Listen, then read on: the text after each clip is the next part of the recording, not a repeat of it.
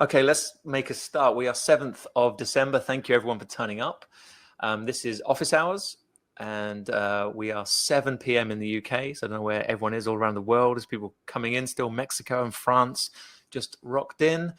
We could have like see we've got World Cup games on tonight. We could see if there are any players we've got in for that. But anyway, or any countries.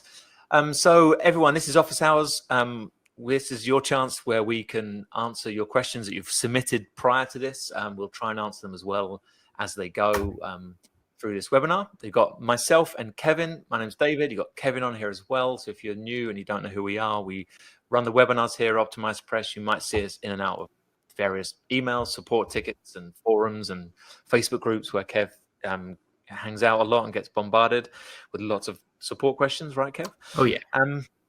And we're the guys running this. We've both been using OptimizePress since version 1, so you're in safe hands. We've both got our own sort of freelance businesses, or we've had clients where we help with OptimizePress for years. So you're in safe hands. We're going to help you with any questions you have. I think I've even used WordPress since version 1. That's how long I've been around. Yeah, before blocks and these funny editors were coming out, right? Crazy. Yeah, I remember some of those things. Let me just move my my pop filter. Okay. Yeah. If you can, just give us your attention. We're going to run for about an hour. We've got questions pre-submitted. We'll try and answer ones that get submitted in the chat as well. But just we've got lots of questions, so we'll try and get through those. We're going to run for about an hour. If you can give us your attention, switch off your phones and your devices. Keep your cat out of the room if your cat's in the room as well. Hey, Kev. Or you can just, let your cat sit on your lap probably, or sit on the computer and keep warm. That's generally what they do. There's the chat screen. If you want to ask questions, you might look something like this. If you're on a mobile device, which some of you are, you can chat as well. You have to switch screens on mobile device. So you can post questions there. You can message us direct as well. That's the general gist. So how these webinars run is we go through a list of questions and then we'll show you on screen how to do things, or we will tell you how to do them if they're quite basic. Mostly we'll tell you how, or show you what to do, right? And then we can answer questions as we go. So a lot of switching between screens or slides and stuff as well. So we will hit to the first question. Let's see where we're at. I need to keep switching over monitors here. So we have first question from Mojand. I don't know how to pronounce that. I want to apologize. I'm not sure if you're actually in the on the webinar. We'll have a look. But Mojand has said, how can I build a membership homepage that has courses and updates sections, dynamic and non-dynamic sections? I'm thinking this is custom experiences, right, Kev? That's what I'm kind of thinking here. Yeah, maybe. So like if he wants to show and hide different content based on what membership the user has, then you would just use custom experiences for that. I think we had a webinar on using that, didn't we? Yeah, so we've got a webinar on the custom sections, which we've done before. So Mojand, where if you go into the OptimizePress University, you can get on-demand webinars there. What I'll do is I'll dig that link up in a minute, and we'll find that. And we've covered this dynamic sections. What you actually need to be doing is going into when you have OptimizeMentor installed on one of your pages. I will just quickly show you here if it loads, and then what you can do is have a look at it. The webinar covers this in a bit more detail. We probably will do another webinar on this, I think, right, Kev, because it's quite a popular topic. This site doesn't have many pages. I'm just trying to think what's a good one to use. What I will do, so custom experiences, how they work for this, you can set different parameters in a custom experience so different members can see content based off if you want to show them or not show them, and based off various other triggers and actions that take place on the site. For example, different URLs on a page, if you're using UTM links, you can show different content. If someone's on a different membership plan, you can hide content. If someone's on a different role within your WordPress site, you can do something different on the page as well. So you can dynamically show and hide content, entire sections, rows, or whatever it is you like. So this, for example, might not be, that's not the best page. What I'll do is just add another section below, and then let's just go down to this one, for example, here. So what we do is go over to the advanced options here, click advanced, and then the last option you see on the left is custom experiences. You can see my mouse, yes, Kev? I'm guessing you can. Yes, I can. I'm going to check you can, cool. As you can see here, we've got custom experiences. Default experience is what they see as default. Okay, so that's what you get. And then what you do is if you click on this little duplicate option, that creates the next experience. So this is, say, experience 1. You can edit the name of it. So if you're clicking on experience 1 here, that's now activated down here. And you can see, if I zoom in a bit, you can see where it says experience 1. Okay, so that means you're now editing experience 1, and then you can switch it back to default experience. That means you're then editing default experience.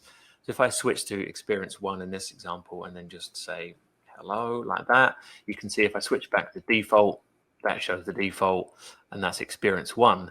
If you click on the cogwheel, this is where you can then customize what actions you want to take place. So for example, let's say we want to show or hide this experience 1 to people on a particular membership plan. I think I have OptimizeMentor on this site, so I'm choosing user, and I can go down and say this member is on OptimizeMentor membership, and then I'd have to search for my membership, say coffee masterclass launch, where is my membership. So what this means is this is going to hide this experience 1 when the user is on OptimizeMentor membership coffee masterclass. You can choose different things like show and hide, and then you've got lots of different rules based off either time or dates, URLs, or referrer URLs. So you can say things like, if my URL has question mark something in it, say if you're using UTM codes, it might have like question mark equals Google, for example. You could then choose to show and hide content if it has anything in the URL with Google, and you can put other stuff in it. And you can do various other things. So this also answers a question we've got later on. You know, if there's a particular domain name where they're referring the traffic from, you can do something different. And then you can go down all the other options, referral for posts and page. You can choose specific posts or page. So what you're doing here is you're creating a custom experience based off the conditions you set here, this criteria, and you've got all these different things, the WordPress options here, and then the user ones are the most common. We've got like is logged in, is not logged in, role, registration date, number of comments, name, and then so on. So you can see if they have access to a particular OptimizePress course, like this one, you could choose to hide this section. Bearing in mind, my example is just a little tiny row that I've got there. So you could have this working for rows, videos, headlines, anything you like. So that answers someone's question later on, which is possibly Rodney or Jason. I can't remember who answered that. And then if I wanted to get rid of this experience, I can just go back into advanced options, and over on the left here, I'm just going to zoom in again. And then if I go to here and on cancel, if I go to here on experiences here, I can then just delete that. And it's prompting me, let me just zoom out. Yes, delete. Okay, and then that's that experience gone. So now I can just use this page as normal. So hopefully that one answers that question. Yeah, one thing I like too that we just recently added on the custom experiences, if you were to create another experience, you would see an option to hide the default experience. So for example, if you just wanted to have a list of courses on your membership homepage and you wanted to show those only to the person who has access to it, you could do that, and then you wouldn't have to worry about the default experience taking up space on the page. Okay, so yeah, so that means you don't have to have the default with something like hello in it. You can just turn it off. Exactly, yeah. The problem I had with that, I think, is I was trying to help somebody create some content like that, and then we had to deal with some empty spaces between the courses, and so I talked to one of our engineers about that, and they added that feature just because I asked for it. There you go. That's how you get things through the queue quicker. Yeah. So this feature can be used for loads of different situations and scenarios, everyone. So it's a very powerful feature. But to have a play with it before you try and use it, the best thing I find is I like the referral option for URLs if you use UTM codes, because you can switch content based literally on traffic coming from Facebook, Google, Twitter, Reddit, whatever you're doing. You can switch content on those pages. or you might just want to present a hello message to say something like hello Googler or hello Twitterer, whatever you want to call her, that person.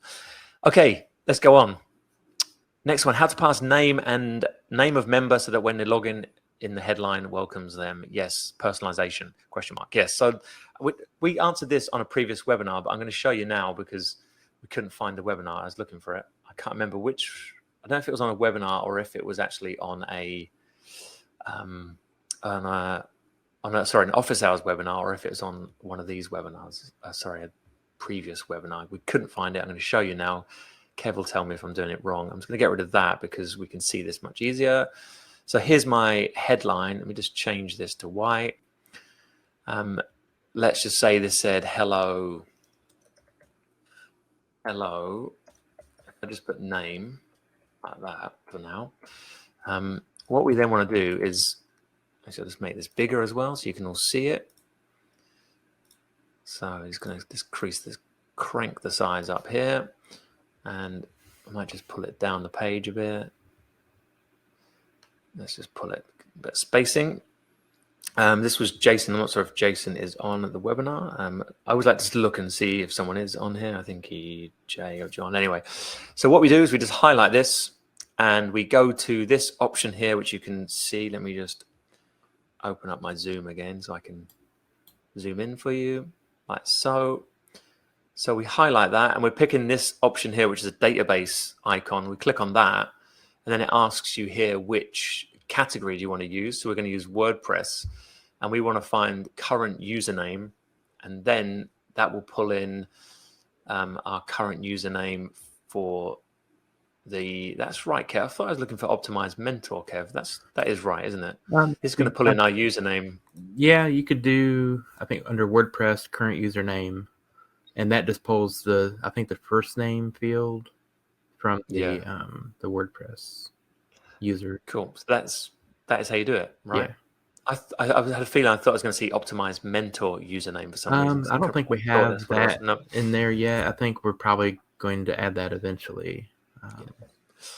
So Jason, that is how you do it. And this, where it says name at the moment, that will obviously dynamically change for the user who logs in for their account. So this works best for obviously your membership sites. So you'd want to put this probably on your members welcome page, or maybe a profile page or something else you're building where you want a bit of personalization. That's how you do it. So this little database icon. And then there's other things with date and times. You can actually use this in various other ways. You don't have to use it just for name and stuff. Okay. So I've not used the date and time option actually, but it's quite good because you can switch dates. So if you have like sales letters where you show the date and time, you could switch them around dynamically based off the current date and time. Let's come out of there. Let's get the next one up. We are Tina. Heard from Sport that new OptimizeMentor plugin is still so new, it's not been listed yet in the legacy upgrades, but will it be included in OptimizePress Suite Annual plan? Yes, I'm pretty sure of that, right, Kev? That is part of the suite. Yeah, I think I actually answered Tina on that one. But when you go into my.optimizepress.com and you go to upgrade your account, you'll see some bullet points on the suite plan, and it's not listed there yet. We're planning on going through and updating all that stuff. But if you check on the main website, optimizepress.com, it is listed there, I believe, on the pricing page. Okay, awesome. But yeah, all suite plans that will have the Mentor plugin. Brilliant. Yes. Let's go on. Kathy says, can you show me how to build a page to my website? I would like to set up a page of weekly materials for a live weekly course. Yeah, that's quite a hard one to show you in the webinar. I'm not sure if you're just trying to get a website homepage. What do you make of this one, Kev? I'm thinking it's website homepage or I think it's website. A couple of things there. Probably a homepage and then how to build a course. Yeah, so Kathy, if you're on, you've got collections. We have collections that have like groups of homepages. So if you go to OptimizePress on the left-hand side, create new page and go to collections, there's entire sort of websites there. You can pick and choose which templates you want from the collections. So you can see the first one that loads up here is collections. And then these are sort of all pre-built, multiple pages styled around the same design. So if we view this one, you can see as it loads up, we've got thank you pages, contact us, sales, checkouts, homepage there as well. So these, you can choose which ones you want. You don't have to have all of them. You can choose which ones you want from there. So that's what I was thinking if she was asking, meaning how to build a website. So that's what I would do. And set up a page for weekly materials for a live weekly course. So for that, I guess you just want to have a course homepage and publish the content weekly in the course. Page for weekly materials for a live weekly course. Yeah, so for that, I would just have a course. So create inside of OptimizeMentor, create yourself a course, call it whatever the sessions of your weekly live sessions are. And then if you're recording them each week and post them live, just create new lessons and then post the course, the video lives. That's probably the easiest way to do that. So come into course here, create a new course. You can see this course here. It's got a course homepage. And then each time I was adding a new lesson, I would just go and add content and add a new lesson, or duplicate the previous one if it's already styled and then add to that. You, Kev, is that? Yeah, that's what I would do. And I would just add that after you publish the lesson, you probably want to go into your email autoresponder and blast an email out to everybody in your course. Say, hey, this week's lesson's available. Yeah. And if you pre-record it, you could have it drip out content, but that's a completely other question. That's another way to do it. I know some people that publish the content several weeks in advance, and they just go into the site and click the publish button on the lesson, and on the lesson, and right. then just send the email. So there's several different ways of doing it. You could also create the whole thing and just set up the drip delay too. Yeah. If we duplicate this one, you can see it's draft on the right here. So what you, like Kev saying, you could have, if you're pre-recorded them, if it's content, you could have them all lined up, and then a little reminder pops up, and you, or in your calendar, you remind yourself, and then you just come in and click publish and send your email out. That's an easiest way to do that, Kathy, I think, is don't try and overcomplicate it. Just use what's there, especially if you're trying to protect content. If you're not protecting it, you don't have to protect that either with a membership. So it depends if it's live or protected. You have those options as well. Marilyn, what are the future plans for shopping cart? Thank you so much. Thank you, Marilyn. I think you're on here. I saw your name. Thank you for coming.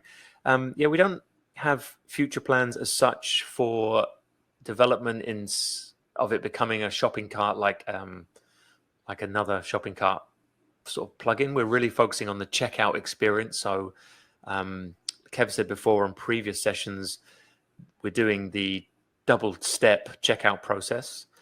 We're looking at, and the guys earlier said multiple order bumps is coming as well. So that's something we're rolling out in the next version.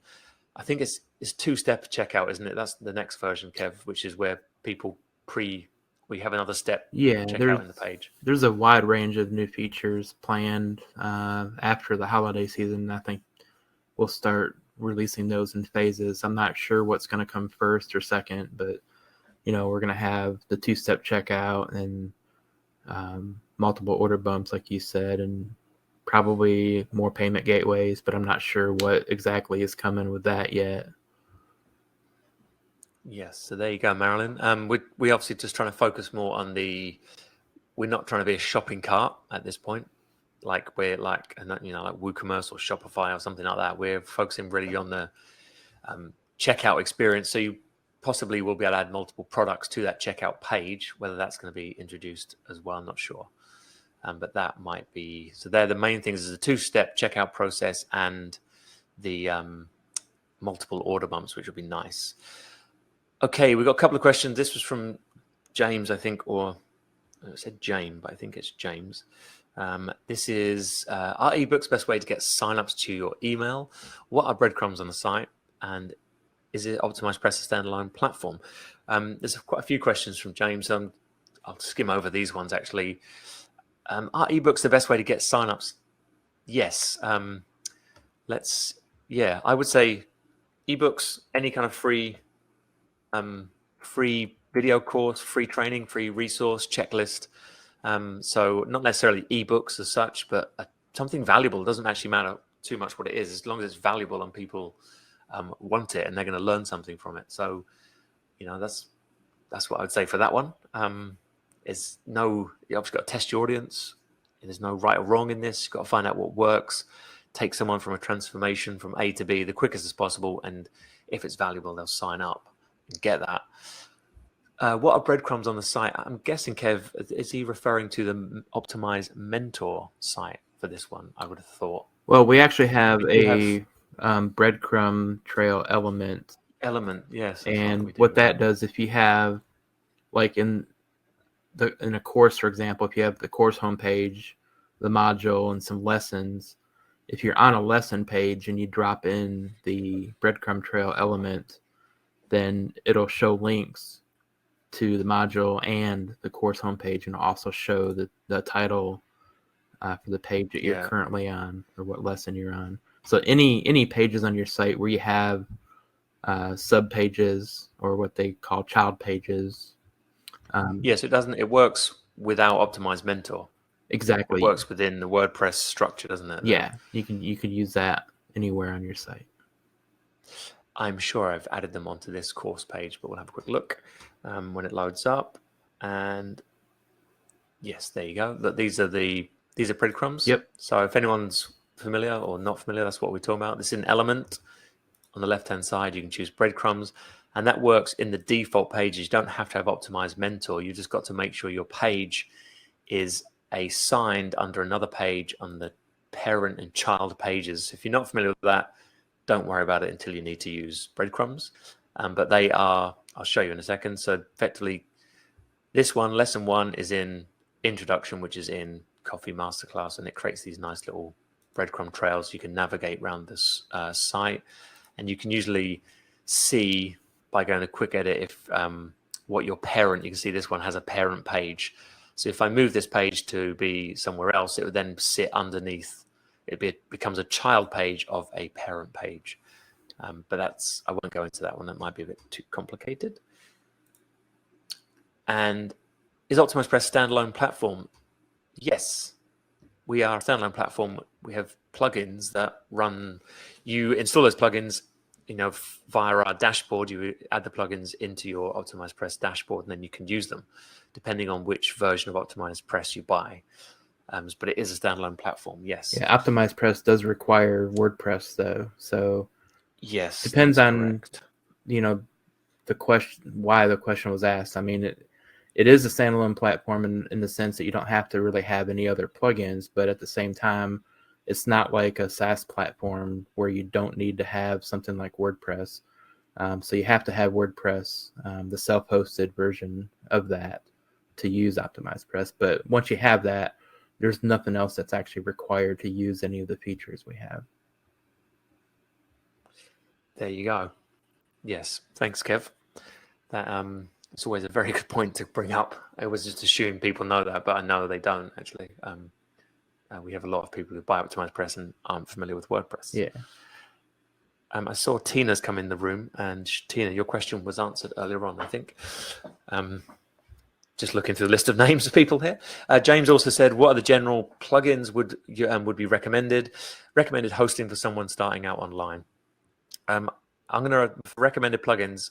My shout would be probably a decent SEO plugin, and then after that, I don't really use many contact forms if you haven't got them, but OptimizePress has now got that.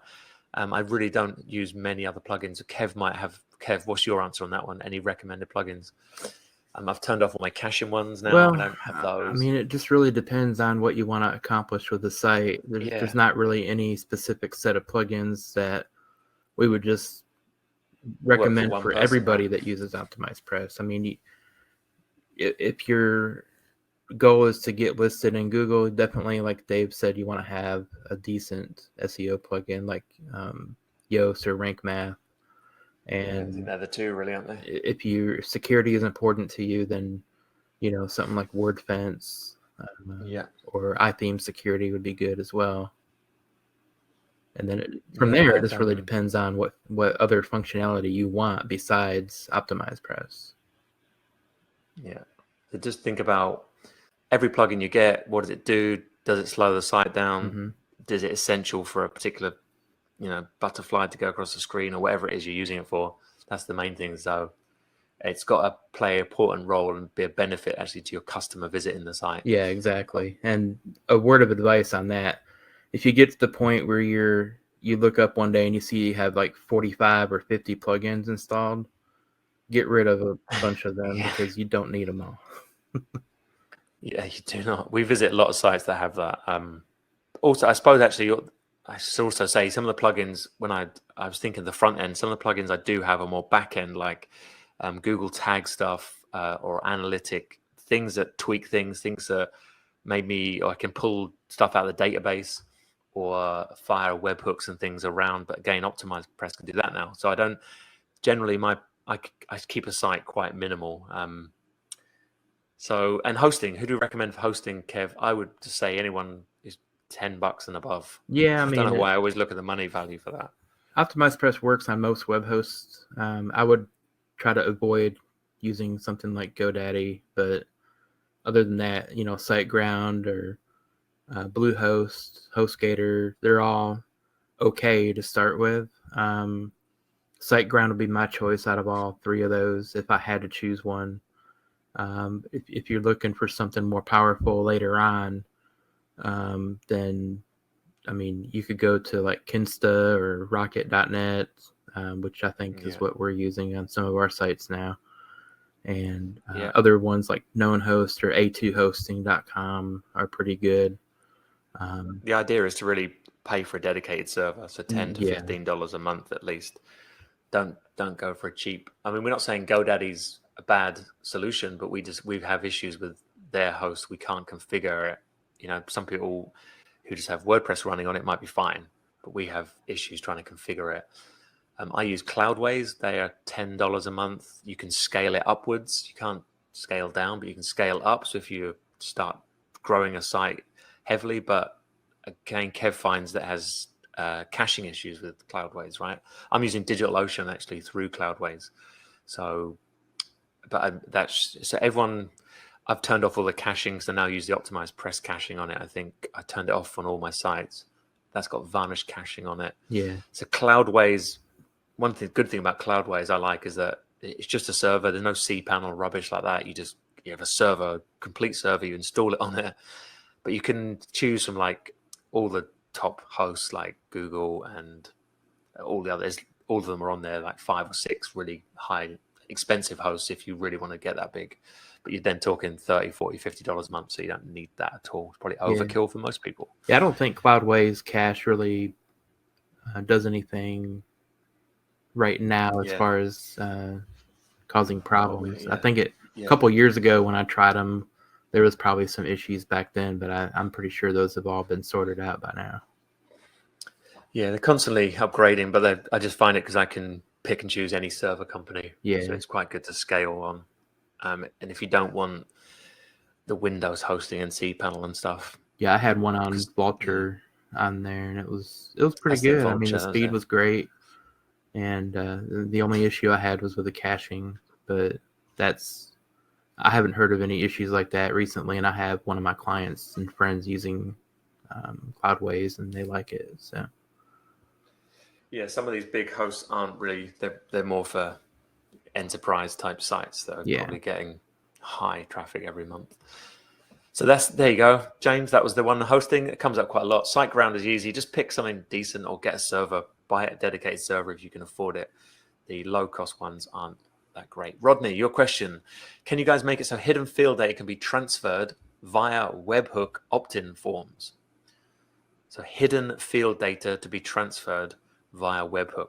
Kev, that is your question, mate. Yeah, so if you're integrating with the webhooks in the opt-in form, there's not a way to really add extra fields in there right now. I think it's probably something that we'll be looking into when it's time for us to create the next generation of the opt-in form, because I think we need to probably include a way to handle some of that data. Now, the problem with hidden fields is, you can pre-fill hidden fields on like a normal integration. Like if you're setting up Aweber or something, and you want to collect like a UTM field, like somebody's coming from your page from Facebook, and you want to grab something out of the URL from there.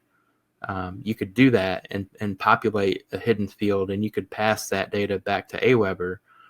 But when it comes to taking that hidden field and passing it to another page or something, then you can't do that. But you could pass it through to your integration. And the way that you would do that is you would go into, I could probably... Do you want to share your screen?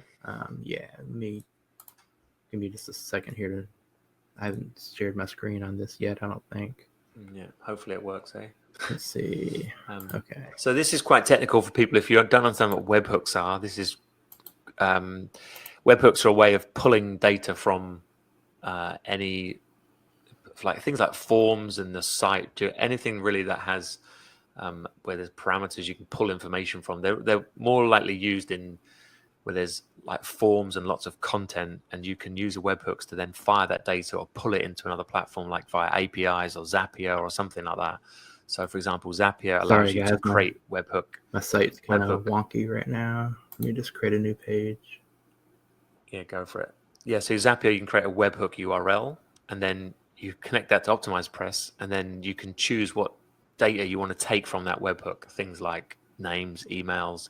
So in the checkout, for example, you can pull in stuff like the dress, all the detail, payment type. I don't know exactly every field. We've got an article in our help desk that shows you all the field data. I think it pulls out quite a lot. So it's quite advanced stuff. Maybe you're trying to fire data around. If you're copying and pasting data, you shouldn't. There's no need to copy and paste the data from any site to another site in this day and age. You can use things like Zapier and make.com is the other one. And any program connects to one another. You can pull data and turn it into a PDF and email it to someone all automatically on the back end. You shouldn't really be ever copying and pasting data if you don't need to. It's a waste of time. Yeah, I've been saying that this week quite a lot. Basically, when we use something like ActiveCampaign, like I just selected here, you just select your list, and then you can choose your fields here. Now, on this one, I had a couple of custom fields within ActiveCampaign for UTM, just testing some stuff. So, like if I wanted to use this field here to pull in the data from a URL, I could do that. And the way that would work, once you get the form, you go through all these steps here, choose what options you want. You can click on that field here, okay, and go into input settings on the toolbar here, and go under validation. And then for URL mapping, you would just put the parameter name here. Like, for example, Rodney says visitor ID. So you could do... Rodney's posting in chat if anyone's wondering what he means by visitor ID. So if I had that as the URL mapping, then when somebody comes to the opt-in form from a URL that contains that parameter, then it would pre-populate this field. Okay. Now, if you want to make this field hidden, what you'll do is go up one on the arrow. I don't know if you saw me do that. So if you click on that field, there's, in the toolbar, right next to the X, there's a little up arrow. You can look at the parent element there when you do that. So then over on the side here, oops, hold on a second. Advanced options. Yeah, there should be a way to, you can now see how it's got the eyeball icon, the line through it. That means the field is hidden, but it would still populate the field with that data if it comes in through the URL. So it's hidden from the user, really, isn't it? So that data could be passed through to your email marketing service, such as Aweber, ActiveCampaign, or any of the integrations we have. However, you cannot use that parameter on the next page, because since it's a hidden field, and the way that hidden fields work, you don't pass that information through to a URL. So you can't really pass that field to another page, but it'll just go to your integrated service, basically. Now on the webhooks, if we go in and look at like either Zapier or webhook or even the default email integration, if you go through that, you don't really have the option to do this because you just put in your webhook URL. And if you go to something like webhook, let's see, webhook.site, you can test this and see what data comes. You can just basically grab this URL for the webhook, come back into the opt-in form settings, go to the next step, and now you can see the fields here that you can use. You can't really add an extra field because if you notice, when I go to click next step here, it's going to pass over the extra fields area, and that's just because we don't actually have that option in these default integrations. So you'll notice it's to skip that. Okay. Now you can still use the pre-filled options. Like if you wanted to pre-fill the email, you can come in here and just type in email. And then if you get the email parameter in your URL, it'll grab that and pre-populate the opt-in form. So that's basically how that stuff works.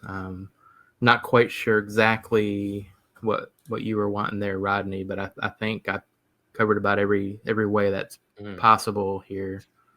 There's $500 worth of training there, Kev. Yeah. Advanced training. That's there you go. So some of that might be quite technical for some people, what Kev's shown you, but you have that of functions and ability to do so much actually inside of OptimizePress when you start. It can't be done through the webhook integration on the opt-in form yet, Rodney. So that I see you asked that question there in the chat. Yeah. So it can't really be done right now. So this is a question here. Yeah. Sharing. Okay. I think it's possible we could do that in the future. Obviously, it would need some platform tweaks to be able to do that.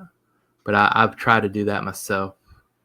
And, since we can't really even set up a custom field, then it's not possible to really do that. There you go, everyone. That was that's why Kev's going to be hosting the next webinar, the techie webinar that we're going to do. Yeah, so that's a great example actually of a use. Thanks for that, Kev, because it's people sometimes just don't understand the functions, but they probably think of these ideas and go, can OptimizePress do that? In most cases, we can. There's a way around it. I'm not sure if this is the help desk article similar. This is the URL parameters you can pass. You can use these URLs as long as you have. I think this is actually slightly different. Yeah, there's several guides in there for that. There's one on pre-filling opt-in forms. There's one on pre-filling an opt-in form and then also pre-filling the checkout form when you go from an opt-in to a checkout. And then I think we have that one that you're showing there is how to use a parameter on an OP3 page by using, I think, a short code that we have. Yeah. And you've got the URL params that you can see, for example, here. We won't go into that one. That's quite techie. Okay. Thanks for that, Kev. That's why these are so valuable, these office hours.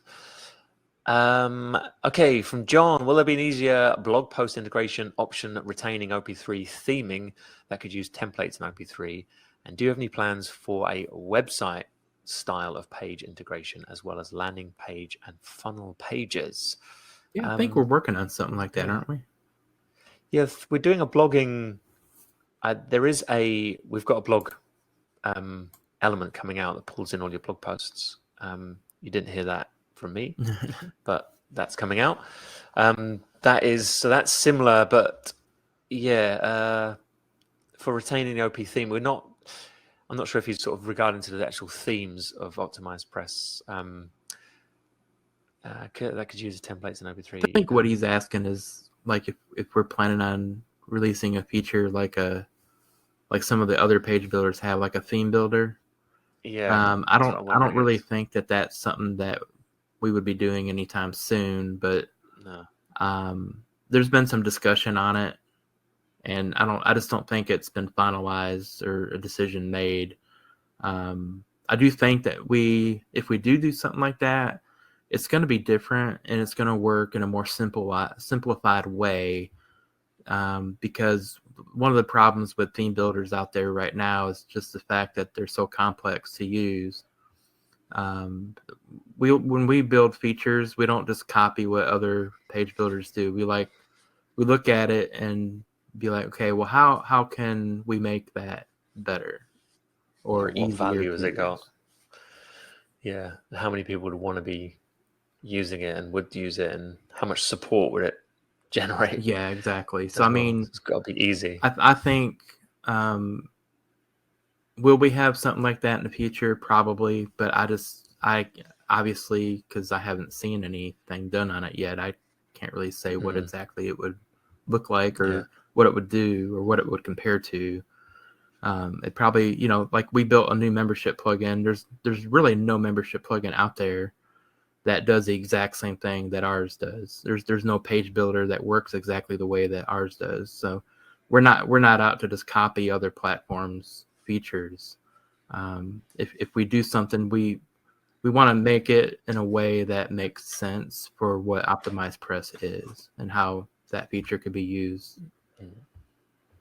Yeah.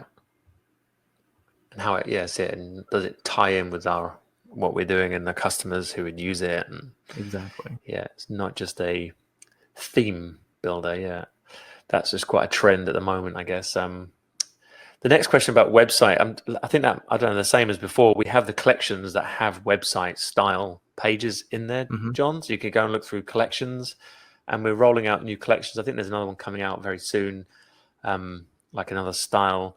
But the builder is pretty flexible. You can pretty much build any page you see on the web right now, unless it had some really advanced CSS features. I mean, that could also be coded in if you had the time to do it, but I mean, you can pretty much style a page to look 99% the same as any other page on the web at the moment with our builder. So if you want a website style, I'd probably find the one you want, then start building one template, and then you work off that as you go. For all the other pages, your home page and about page and things. Okay, let's go on. Michelle, how do you stop the top level of your navigation tabs being clickable like you have on the OP website? Kev, do you know the answer to that? I just thought if you build a menu, it does that. I'm not even sure if I have tested that before. So I think what she's referring to is probably the desktop version of that. So if you go to OptimizePress.com and you hover over I just thought the menu, if you build it in OP, if you build a menu in WordPress. I was looking at this earlier and I was trying to figure out. So the product is not actually a page. It's just a what they would call a custom link. So is it not just a hashtag that's been added? Because if you click on it, you can see it. It is actually a link, and it just loads the hashtag. Okay. Yeah, the page. I don't know. The page is so fast; it just reloaded so quick. I didn't even see it load. Yeah. So that's probably what you're thinking as well. Actually, I'll jump in, actually double check and have a look at that. But I'm thinking you have to build a WordPress menu. I'm pretty sure we can do it here. It's actually, a WordPress menu, and then you create a custom link and just put the hashtag as the URL, and then you can put whatever text you want, and then you can put your subpages below that. That's how that would work. Now, when you just hover over it, it'll show the drop down, but then you don't really have to. I don't know if maybe we did something on our website that stops something from. I'll double check. Yeah, I don't. Our website, OptimizePress.com, I mean, sometimes our developers do some custom things in there if we need them to, and then eventually those may go into the platform as a feature, but we can't really guarantee that. I think that's what we've done there, and then we've written like product that. I will double check that, Michelle, and probably ask Kev to email you back from support, or you wouldn't need the HTTP in there though. I know that just That just works, does it? Yeah. Oops. Tab down. That's how we think you do it. I'll double check that and we'll get back to you, Michelle. That's how you make a menu, by the way, people. That's how you make a drop-down menu. So I'm just using the editor inside of WordPress when it wants to let me move it. There we go. So that's how you do a menu, drop-down menu. Just building the menu links in here. You got to save the menu and assign it. That's how you do it. So we'll double check that one, Michelle, and come back to you because we haven't logged in. I'll log into WordPress and have a look on the OptimizePress site. But that's how I'm assuming you do it. By looking at the links, all I've done is actually hovered over the link. If you hover over this link and look down the bottom left, so the bottom left-hand corner, you can see a little tiny black bar or a little tiny link URL preview that pops up. That is where I'm looking. It's showing me a hashtag, which you can also see up here. Once you clicked on it, then it goes up to the URL there. I just think the page loads so fast that you just can't really tell that it's actually going anywhere, but it is. If we reload that and then try again, yeah, it does just reload. Yeah, there you go. There's our new page up as well. We're going to have a look at it. See what you think of our new page. Watch the video from Ian. Anyway, loads of stuff on there. Let's go and next one. Oh, I doubled that one twice. Michelle, Jason says, have a list of products, not courses, that people purchase like you have created on the members homepage. That was built in the webinar a few weeks back. How do you have a list of products? I think that should be, how do you have a list of products, not courses, that people purchased like you created on the members homepage? That was built in probably the one-page membership webinar. I think for that, we just manually added them and then possibly use the custom experiences again to show them to people if they'd already purchased a product or if they were on a membership plan, possibly. Yeah, that's the way I would have done it too. Yeah, maybe they were links to courses. Well, we maybe just, yeah, so if they'd purchased a list of products that are not courses, might have to double check that one. I don't know if it wouldn't be products unless they were just manually created as links. Did we create checkout products for that, Kevin? I can't remember. I don't know if they were. I'm guessing they were just courses.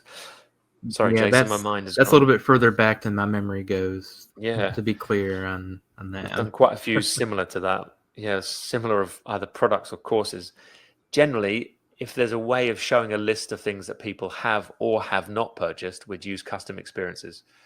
So if they'd purchased a product and they logged in to get the product, that'd be logging in through OptimizeMentor. They would come to the members homepage, and then we would show them based off the product they purchased because they were probably added to a membership plan. So we used the membership rule to show them what they'd purchased, and it basically just, like we showed you at the start, if they are a member of, this plan, then show them this piece of content.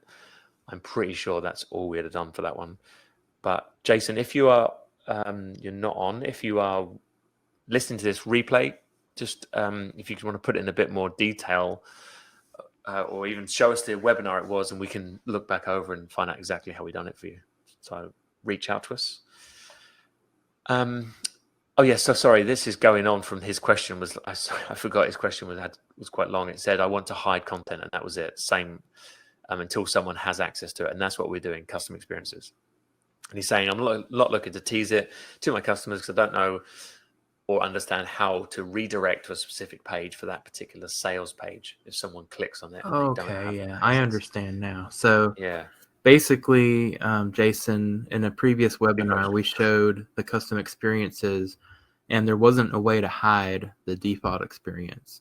So what we were doing there is basically making that a teaser content where it'll link to the sales page. If you don't want to do that, now when you go to create the custom experience, you can actually hide the default experience. So you will only show the content if they actually have the access to it and have purchased it. And then if they don't have access to it, then there won't be anything that shows. So I think that's what you're trying to ask. I feel we should show people that now. Yeah. We were talking about this at the start, so let's just show them. I will, let me just quickly throw this up. Let's do it on this row here. So this is where you get Kevin, who's going to guide me through this whole process right now. Because do I have to have more than one? Did you say? No, you can just have one. So delete one. So I can have one, and then, oops, and then I can choose not to show this one. Yeah, right below there, you see where it says hide default experience. Sorry. So that's where you would basically, that content would then only show experience. So you 2. can't even edit the default experience, I don't think. Yeah. If you go over there and hit that little drop down, I don't think there's even a default one there now. If we just put hello defaults, we know which one it is. And then if we go to experience 2, we can obviously look on this purple bar up here as well. Yeah. Which does show us. So if you actually toggle the hide default experience over on the left, I'm not sure that it would actually show a default one there on the purple thing. It's showing there on this menu. Yeah, so if you go to experience 1, okay, so is it actually, I guess it does. So it's just hiding the default experience from the live version of the page. So I guess in the I think when you actually view it, you're only gonna, I think that's what it is. Yeah, it's a new feature, so I haven't really messed with it too much myself, but I didn't know that. I'm guessing as it should experience 2. Yeah, Dave, your audio is kind of cutting out there, bud.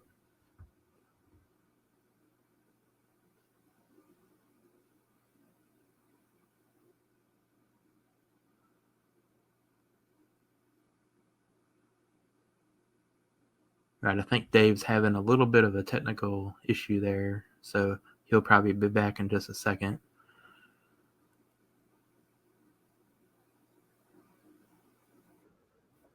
There you are, Dave. It looks like you left and then came right back in there. Got totally disconnected. Just decided to boot me off and reconnect me. There you go, live webinars. That's what it does. Glad Kev took over there. So what I think it's trying to do is show my default experience, but maybe it's not, because it's showing me experience. It's showing me the default experience. So maybe we don't have any options to hide that, do we? Hide default experience, yes. Yeah. So it just doesn't hide it from the editor, but I think if you view the page as a member that actually that meets the criteria, then it shows the content, but it wouldn't show a default one at that point. Let's go and add a criteria for someone who's logged in, because I am logged in. So maybe I'll show my content when the user is logged in. All right. Save. And I need to save that page. Let's go back and reload. So what we're hoping to see is, there you go, look, experience 2. And I guess the default, well, I could preview the default because you're an admin. Yeah, let's go into incognito, because it's not a protected page. That was the login page. See what we see. Oh, look, we see nothing, so it's not showing me the default. So I'm looking now, I'm in an incognito window, and the default experience isn't showing. So let's close that down. But when you're obviously logged in, it's showing me the logged in. And if I turn off that condition I set, I'll see the default. But that's because I'm an admin. I think that's probably definitely different for you're an admin logged in. I'm guessing that's why I'm seeing it. Yeah. So there we go. That's why we always recommend testing everything in an incognito window before you launch anything. Just to make sure it works the way you want. Test everything. Also create other user accounts, log in and test to double check. I mean, we know OptimizePress works, but there's bound to be a small bug here and there, and like any software, and plus you don't really know for sure if your hosting might have problems. So it's always best to test everything incognito, or even on a different device if you have access to one. Test, get your friends and your colleagues or whatever, staff. Okay, I think we've got one more there. Let's have a look. Where are we here? That was from Jason that carried on his his question. I try to break it down to it because it's quite long. Yeah, so someone to purchase a product, I want to create an experience to show the product once they purchase. Yeah, so that's exactly what we've done there, Jason. Yeah, I So think that's experiences. think we got Jason covered there, but if not, he's more than welcome to reach out to us and support and ask for Kevin if you want to. That's perfectly fine with me. I'll be more than happy to help you out. There we go. We are 2 minutes past 8. I think we'll wrap it there, Kev. We've gone through all the questions, and there's not many in the chat, which is okay. So that was good session. I hope you guys and girls found that useful. Hope you've got some tips there or anything you can take away and use and go with. Rodney says thanks. Sally says like a category, maybe a category needs an actual page. I'm not sure what that question was probably related. It was related to one of the menu questions previous. or something. Yeah. Yes. Right. Brilliant. Okay. Rodney. Rodney has a question. I'll just answer that real quick, then we can just wrap things up. Okay. So basically, Rodney wants to know if we ever considered a lifetime deal offer. We don't, and there's an article about that in our knowledge base. If you type in the word lifetime and you're searching, you'll find it. I wrote that a long time ago, and it was crafted by our senior management. But basically, we will not offer a lifetime deal because maintaining and supporting OptimizePress is an ongoing expense for the business, and we feel that if we do offer a lifetime option, even for just a short period of time, then that would garner some resentment from customers who have been paying yearly for 10 years or more that we've had OptimizePress. So that's and the main 90% reason of there. 90% of lifetime deals are absolute waste of money because they just change the features 6 months later, and then you have to upgrade anyway. Every app that I've bought on a lifetime deal, apart from one, and that was Thrivecart, all the other ones, they change features, updated to give out more stuff, and then wanted you to upgrade. And I was like, no point buying lifetime. Every now and then you come across a gem of a lifetime deal, but Thrivecart is still at that, I think, and that was the best one I've ever bought. Yeah, I still use it all the time too myself. I think I bought it when it was like $200. Yeah, that's a good price. Yeah. Shanthi asked a question which I've missed and haven't put in the slides. I do apologize, Shanthi. Sorry about that. I don't know how I've missed that one. I've got Sonia's in here, I think. Anyway, Shanthi asked, I'm ready to come on air live to speak. Okay, thank you very much. We will arrange that for the next time. And does OptimizeMentor have the following features? Track student progress, issue certificate on course completion, set different pricing for different countries, get student comments for each lesson, issue discount coupons, support closed captions. We have a few of them. Discounts, that one we've got. Just comments, we can add comments on a page for in like the WordPress comments you've got inside the builder. You can do that. Set different pricing for different countries. We don't yet do that in our cart. I forgot what that's called. There's a proper name for that called it's like basically it will work off the value of the currency in that country. I've totally forgot the name. It's blanked me. But that's a really cool feature, which I'm hoping we do actually add. So what it does is if you price a product for $99, the price changes for that person in Thailand with a value of $99 is whatever $99 is, based off their sort of average wage, I think. I can't remember what that term is. I'm going to dig that up. I actually read it today on another post. So that's a good feature. So we don't do that at the moment, different pricing for different countries, although you can set currencies. We can change currency. Can we do that per product, Kev? Actually, I'm not sure. No, you can only set one currency for the site, and then that's it. I think we're gonna try to get the checkouts plugin to do something different with that in the future, where you could set a currency for the product, but we have to make sure that all the payment gateways that we integrate with are capable of actually doing that, because there's some that will not allow you to take certain currencies, so we can't just put a drop down there and select what currency you want, because it would have to have a live link to your payment gateway to make sure that's available. And then if it's available on one and not the other, then how do we handle that? So it's kind of a complex thing for our engineers to do. Now, I know that most LMSs do have features for different pricing, but that's in their cart and not really the LMS part of their system. So we just need to work out how to do that in a way that allows all of our payment gateways and features, such as one-click upsells and stuff, to handle all of that. Yeah. So there you go with that currency one. Track student progress. We don't do that, or yet issue certificates. Yeah, I mean, I know they're sort of features. We have the progress element, so the student can track their own progress, but there's not anything on the admin side where you can just go see how far they've got. Right.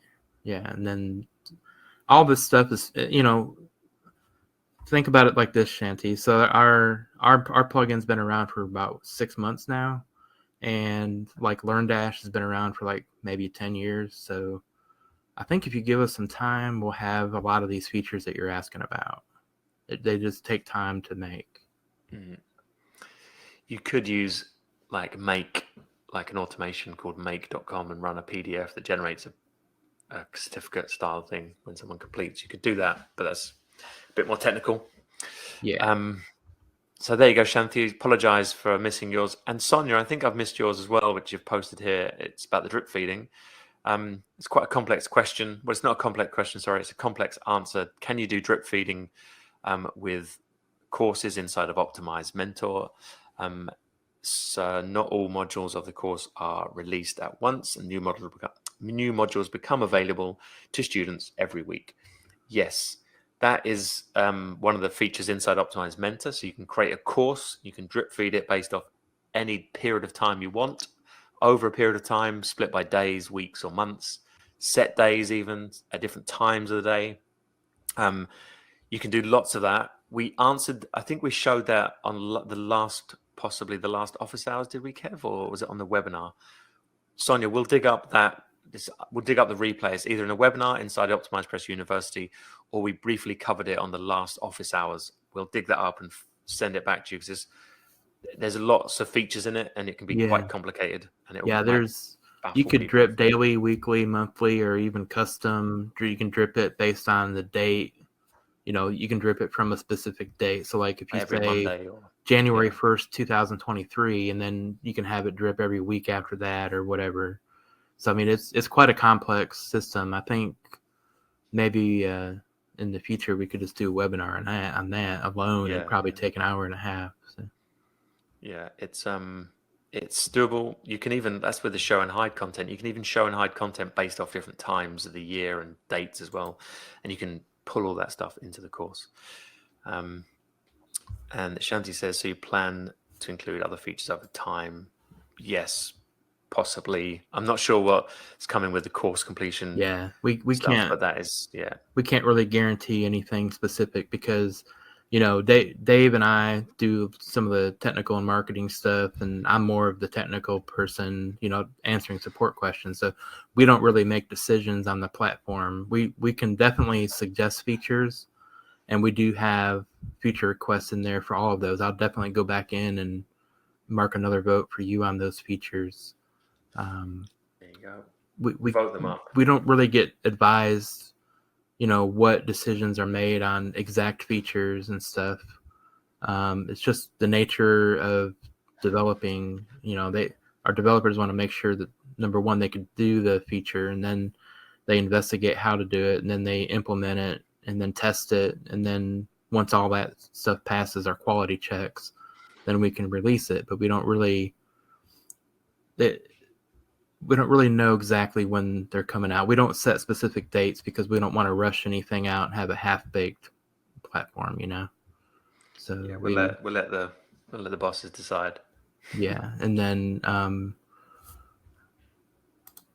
think Rodney. Well, let's answer this last question from Rodney, and then I think we wrap it up here. Okay. Yeah, go for it. You can take that one. Yeah. So split testing feature. It's in the funnel builder. So in the funnel builder, let me just queue up my website again real quick here, and I'll share my screen with you.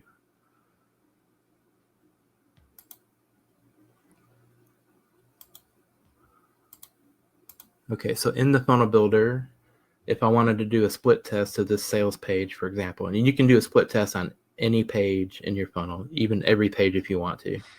So you go to edit here, and then you can go down to where it says split test, and you can clone the original one, which we recommend doing if you just want to make 1 or 2 minor changes to the page. So click on clone original, and you can put any title you want there. But once you have your split test, you can click the green button to start the split test. Then basically half your traffic will go to one page and half the traffic will go to another. And you can kind of tell from there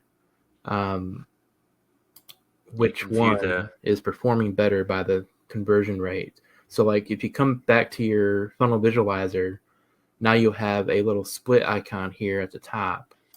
You can click on that. It'll give you an overview of the traffic going to each one of those pages. Now, let's say I wanted, say my original page was performing a lot better than the other one, and I've had, you know, a lot of traffic. You don't want to do that. You don't want to make a decision after like 100 visits or something. But if you get like a couple of weeks into your promotion and you see that one's converting a lot better, then you can go in here and select winner. And if you say, are you sure? Then it'll go back through. And now you just have that one sales page again.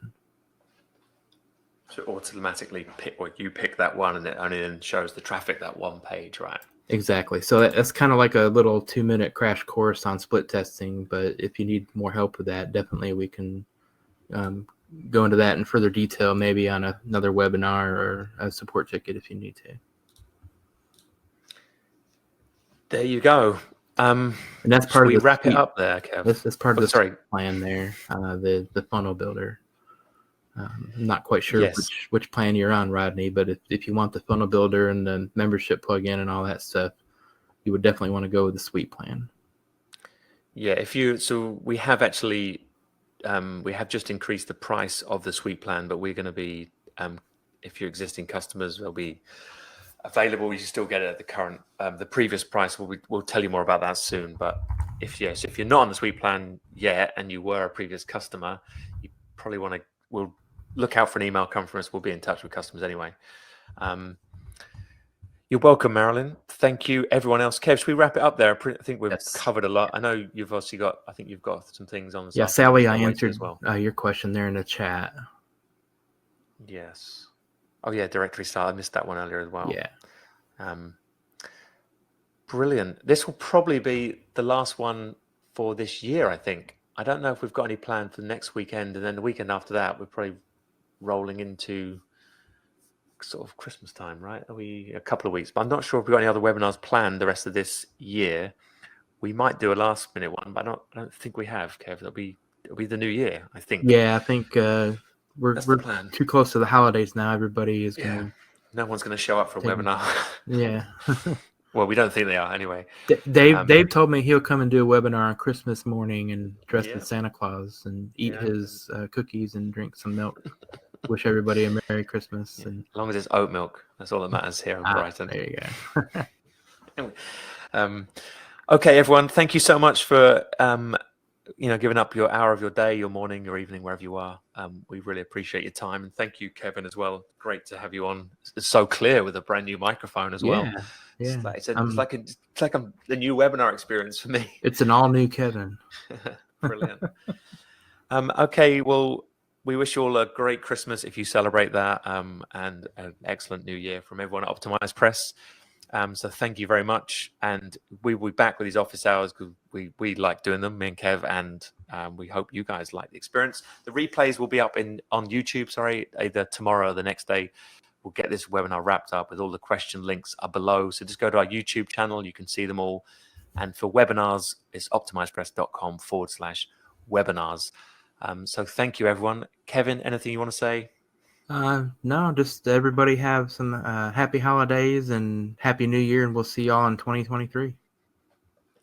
Brilliant. Thanks again, Kev.